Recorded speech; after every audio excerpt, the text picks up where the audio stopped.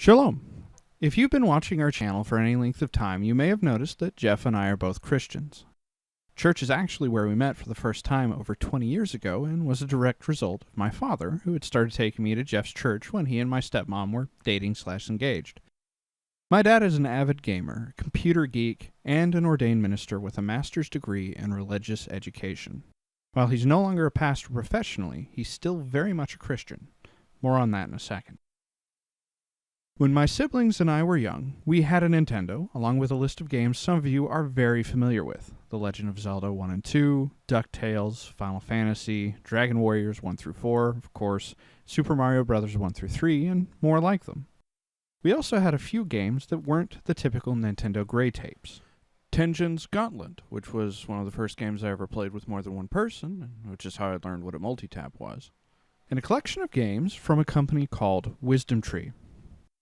If you've never heard of it, Wisdom Tree is the second name of the company Color Dreams, and along with Tengen, was able to work around Nintendo's lockout chips to produce unlicensed games. A very short description of the company. Wisdom Tree was a group of non-Christians that saw that you could make money in a growing Christian market.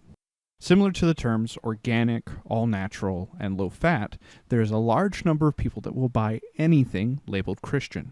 They used this truth, along with having a marketing team made up of believers, to sell a surprisingly large number of games in magazines and in Christian bookstores.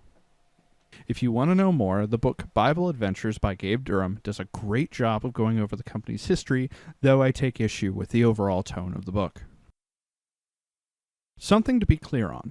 The reason we had these games growing up, and the reason that they existed in the first place, are not the same. My dad didn't pick those games for us because he bought into the zeitgeist surrounding them.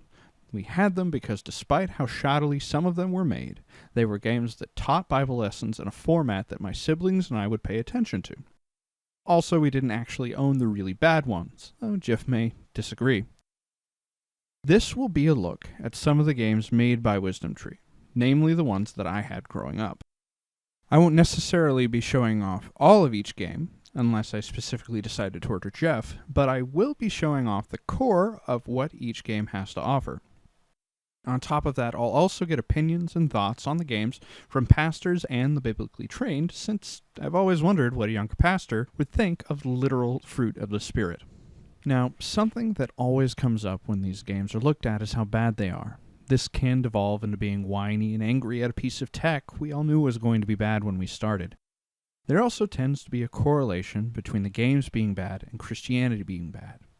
Neither of those things will be happening in these videos.